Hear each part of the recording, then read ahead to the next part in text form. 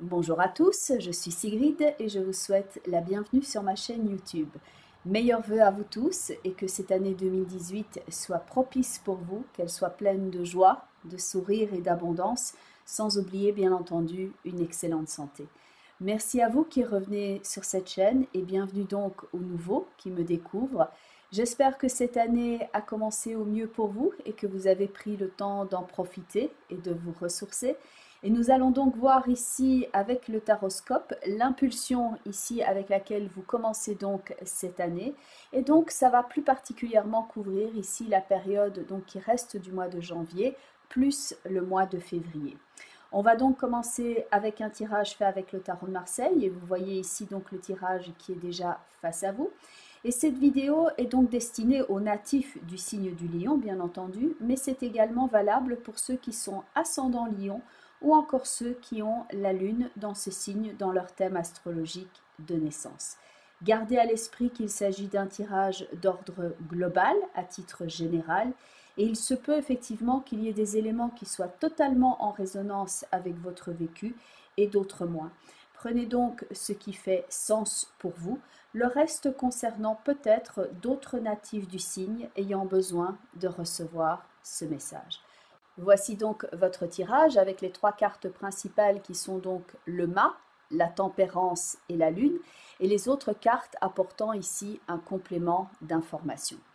Disons-le tout de suite ici, tout en haut dans votre tirage, la combinaison de l'étoile et de l'impératrice est ici une protection pour vous durant le courant de l'année 2018. Car cette combinaison signe ici la possibilité d'une nouvelle vie, d'une nouvelle phase, un renouveau. Ce sont des cartes extrêmement féminines, certes, mais en tout cas douces et puissantes. Elles parlent de pureté, d'expansion, d'harmonie, et donc pour vous la possibilité de ce renouveau et de cette nouvelle vie, cette forme de naissance ou de renaissance. Tout est beau dans la combinaison de ces deux cartes, et ça rappelle d'ailleurs le vers de ce poème de Baudelaire qui est luxe, calme et volupté. Tout un programme donc pour vous ici durant le courant de l'année 2018, mais bien entendu on va examiner le restant du tirage. Mais cette combinaison de cartes peut donc représenter le sentiment de réussite, de sécurité et de plénitude auquel vous aspirez. Donc c'est soit ce que vous visez en tant qu'objectif, soit, et là vous avez de la chance, c'est ce que vous éprouvez ici en ce moment. Si ce n'est pas donc ce que vous éprouvez, c'est clairement l'objectif. Voilà ce à quoi j'aspire, une vie et un sentiment qui est sans phare, sans artifice, sans faux semblant. Il y a un haut sentiment d'harmonie qui est restauré ici dans la combinaison de ces deux cartes. Et sur le plan matériel, cela va signifier ici la volonté de se mettre en sécurité financièrement. Et ça peut donc être important pour vous ici durant le courant du début de l'année. Donc pour certains d'entre vous, ce sera le fait de se mettre en sécurité financièrement et pour d'autres, ce sera le fait d'être dans une sécurité émotionnelle, relationnelle. J'avais noté cette phrase-ci en regardant votre tirage. Que devient un rêve que l'on diffère? Un rêve que l'on remet à plus tard. Qu'est-ce qu'il devient? Le mât, il porte son rêve en lui. Il est léger parce qu'il est habité. Il ne connaît ni le doute, ni la peur, il ose et il se lance. Bien entendu, suivi ici de la carte de tempérance et de la lune, les paysages qu'il traverse ne sont pas toujours simples, la route n'est pas toujours aisée.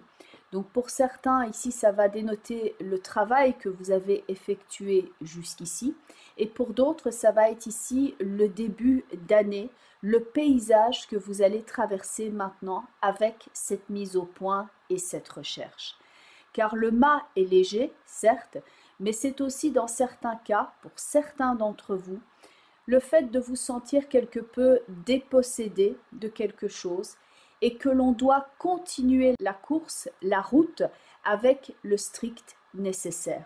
Grosso modo, on continue la route avec ce que l'on a réussi à mettre ici dans le sac du mât.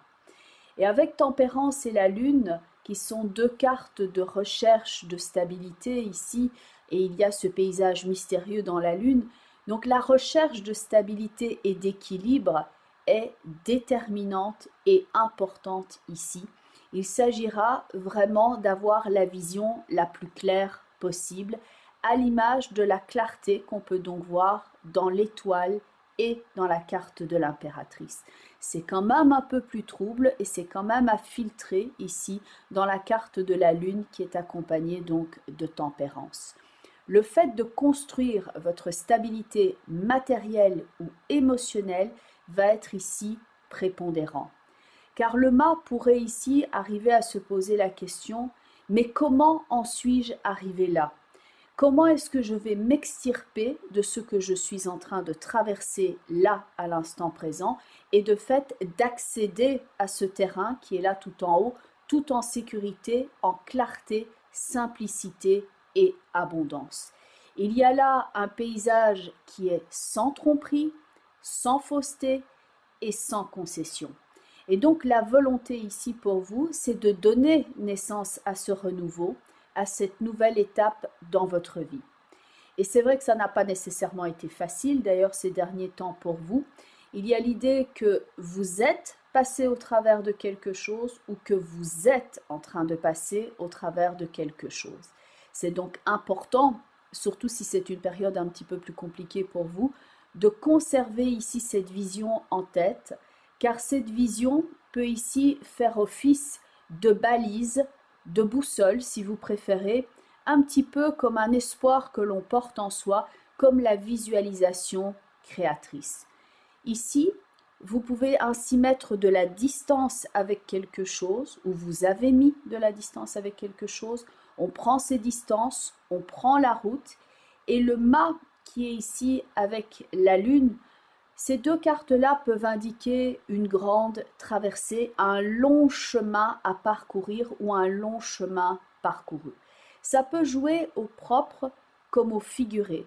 Ça peut être un voyage comme un voyage géographique, mais ça peut aussi être ici un voyage dans le sens où on revisite le passé, on voit l'influence du passé sur le cours de notre existence, et la lune peut représenter aussi votre inconscient. Le mât, ici, le but de son jeu, c'est de se libérer. Et là, on peut donc tirer son épingle du jeu, se retirer d'une situation parce qu'elle n'est pas claire, pas assez nette, et on doit trouver comment réagir ou comment se remettre, on va dire, d'une situation que l'on n'attendait pas. Et ça a pris ici un tour inattendu. Vous devez ici quelque part assainir une situation, mettre les choses à plat, digérer une situation pour régler le problème. Le meilleur conseil ici est de tout filtrer et d'enlever ce qui n'est pas vous, ce qui est un faux semblant. Ça peut jouer sur le plan personnel comme relationnel, mais c'est d'enlever ici tout ce qui ne sert plus vos buts. Le voyage dans l'inconscient, qu'on peut donc voir avec le mât et la carte de la lune qui est à l'autre extrémité, le voyage dans l'inconscient, le fait d'être face à certaines zones d'ombre, ce qu'on pourrait voir ici au pied d'ailleurs de Tempérance avec le pendu et le diable, c'est pas forcément aisé, c'est pas forcément apaisant, parce qu'on est face à ces zones d'ombre, à ce côté plus noir. Et on peut prendre ainsi conscience de toute la problématique et de certains conditionnements. Mais si vous êtes face à ça, ce n'est pas ici une punition, même si ce n'est pas nécessairement agréable, mais on pourrait le voir ici comme un passage karmique et que vous êtes prêt maintenant à voir cette zone d'ombre, à la résoudre, non pas en ignorant le problème, mais en l'adressant de face, et ce n'est donc pas pour vous faire mal ici, mais pour accéder à cet apaisement et à la résolution que l'on voit donc dans l'étoile et l'impératrice. C'est donc quelque chose que vous avez traversé ou que vous êtes en train de traverser pour vous amener vers un mieux, et c'est donc l'occasion ici de se nettoyer par exemple de certains conditionnements et de s'en libérer. Donc certes, ça a pu être assez rude les derniers temps pour vous, il y a eu pas mal d'éléments à gérer, vous avez pu ainsi ressentir le besoin de vous déconnecter, peut-être de mettre aussi un petit peu de distance, de vous mettre en pause pour mieux vous retrouver et de vous reposer également, car avec le diable et le pendu, on doit ici quelque peu récupérer de son énergie, ne pas se laisser vampiriser, et certains peuvent se sentir d'ailleurs particulièrement fatigués ici en tout début d'année. Le diable et le pendu peuvent indiquer toute la difficulté que rencontre le mât pour traverser tout cela. Le manque de clarté ou de vision quand on avance et qu'on se sent dans le blocage. On veut atteindre son but, mais cela met plus de temps que prévu. Ces deux cartes-là sont au pied de Tempérance et vont plus indiquer l'aspect matériel et la visualisation et l'espoir, la clarté de vision, le but à long terme, on le voit dans l'étoile et l'impératrice.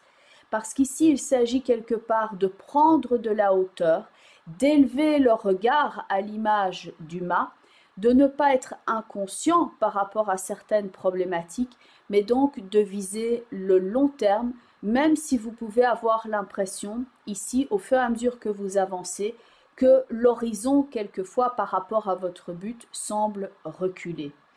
Parce qu'avec la tempérance et la lune, on peut voir quelque part l'évanouissement d'une situation comme quelque chose qui s'éloigne ou qui nous échappe.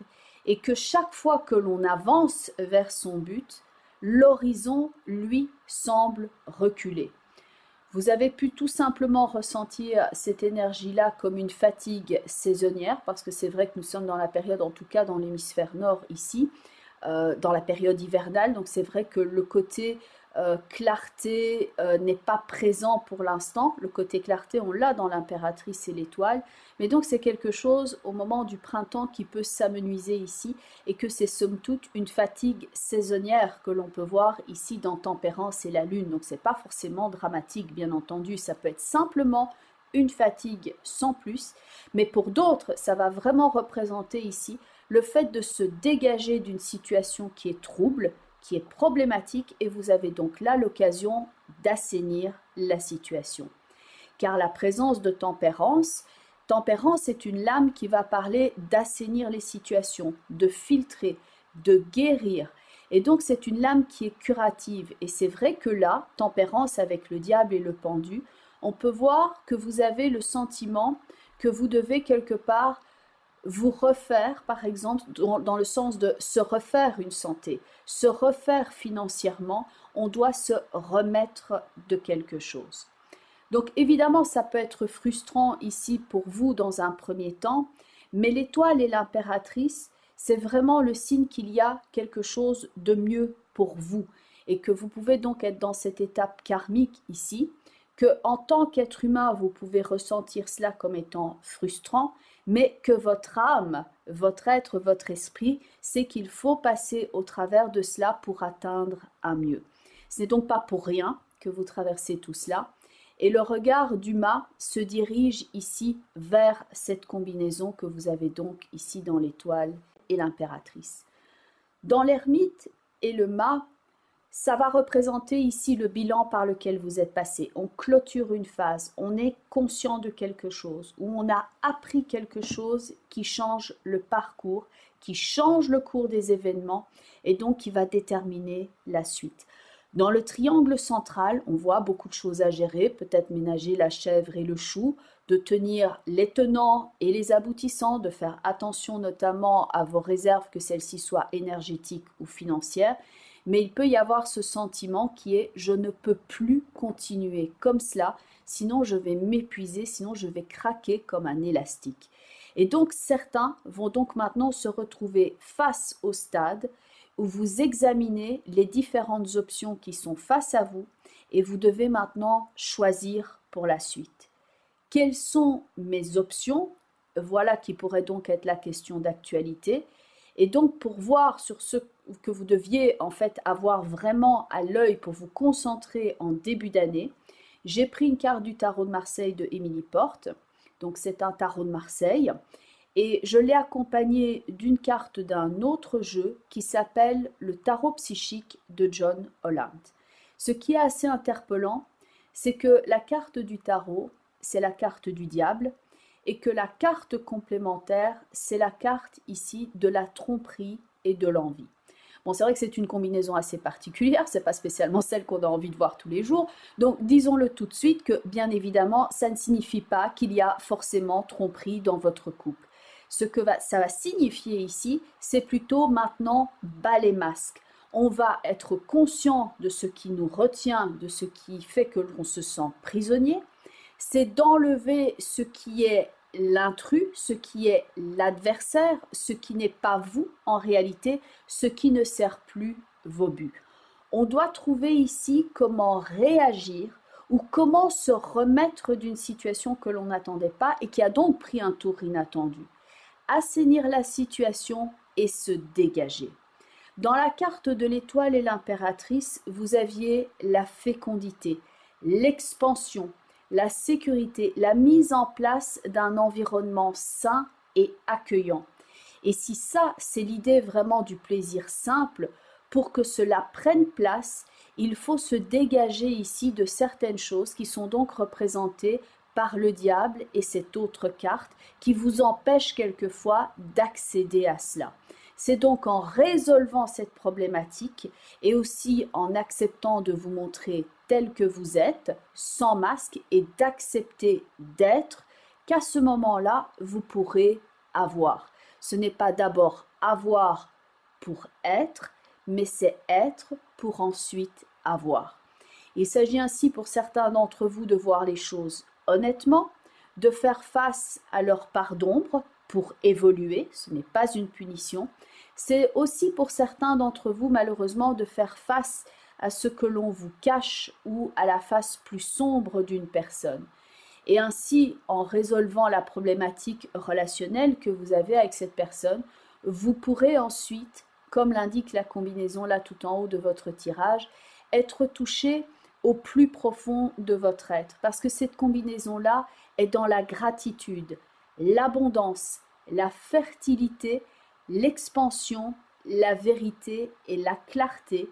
Et la carte du diable indique tout ce qui est occulté, en fait. C'est ce que ça vous occulte, ça vous empêche de voir cette gratitude, cette abondance et cette expansion. Le diable, ici, est à enlever. Donc ça, c'est ce qui est possible dans cette combinaison-là quand on est libéré de ce qui nous entrave et de ce qui nous retient. On aspire donc ici à cette mise en sécurité, on veut récupérer son énergie.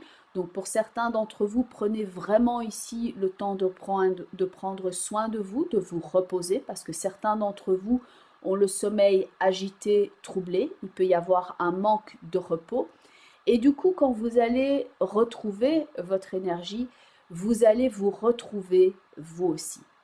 À noter que le diable ici peut aussi indiquer que cette forme de résistance, parce que quelquefois quand on est dans des situations toxiques, et pas forcément au niveau du couple, ça peut être quelque chose de toxique dans le sens une mauvaise habitude que vous avez, ou un travail qui ne vous correspond pas, mais quelque chose qui ne procède pas à votre bien-être, qu'on y reste quelquefois en dépit du bon sens. Il y a une forme de résistance et on reste en réalité dans une situation que l'on fait perdurer alors que ce n'est plus bon pour nous. Mais en somme, on adopte une position, un comportement qui n'est pas vraiment épanouissant et qu'on le sait.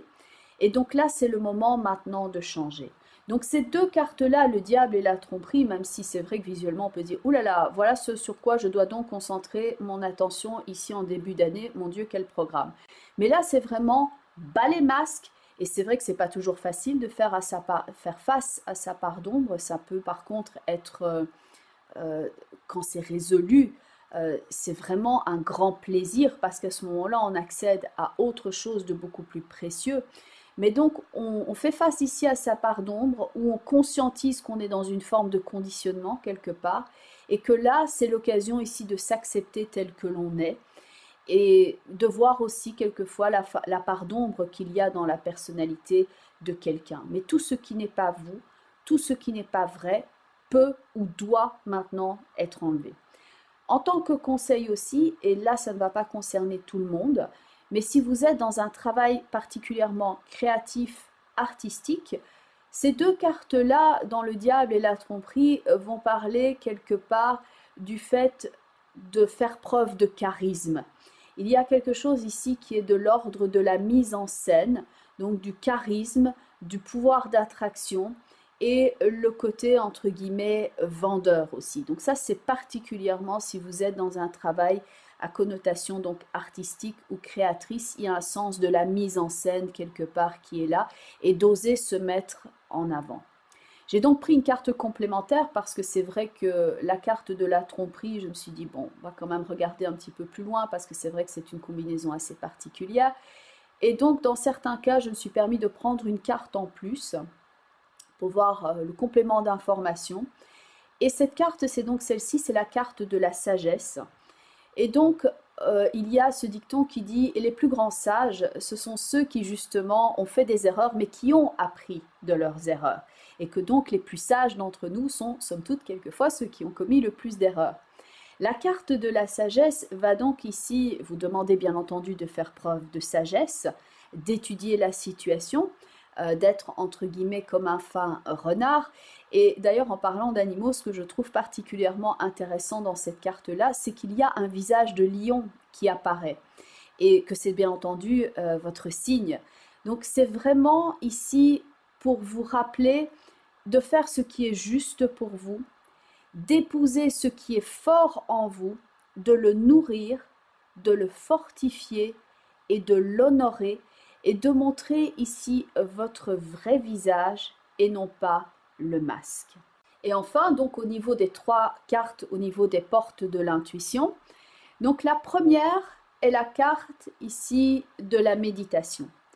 La méditation avec cette fleur va rappeler le paysage qu'il y a dans l'étoile et dans Tempérance aussi. Il y a une fleur sur le front de Tempérance, mais c'est la combinaison là dans le triangle supérieur, donc de Tempérance, de l'étoile et de l'impératrice. Il y a cette fleur ici, signe de beauté, signe d'éclosion, signe d'expansion et d'éveil. Et la carte de la méditation est le conseil ici. C'est ce que vous allez pouvoir faire pour ne pas laisser la peur prendre le contrôle. Par exemple, il y a la méditation en pleine conscience. Il existe maintenant des applications d'ailleurs à télécharger gratuitement pour faire des méditations guidées. Ça peut aussi passer via un travail sur le corps avec le yoga par exemple ou des exercices de respiration ou le qigong aussi qui peut vous aider. Mais pour tout simplement, c'est le fait ici de se retirer au calme, de se créer un espace de sérénité, comme dans l'étoile et l'impératrice, de ne pas se polluer l'esprit. La méditation va donc vous permettre de calmer le flux de vos pensées et de vous reconnecter à vos aspirations et à votre intuition. Et l'intuition, c'est donc la deuxième carte au niveau des portes de l'intuition. Et il y a donc cette boussole qui est présente au niveau du graphisme. C'est le fait ici de retrouver le nord, de retrouver un sens de la direction. Il y a donc cette boussole qui va vous aider à trouver du sens au propre comme au figuré. On pourrait voir le sens en termes de direction. Voilà le chemin maintenant que je vais emprunter, ce qui est bien entendu utile pour le mât, pour ne pas se diriger n'importe où. Voilà maintenant la direction que je veux prendre, mais c'est aussi trouver du sens sur le plan symbolique. Voilà le sens que je souhaite donner maintenant à ma vie.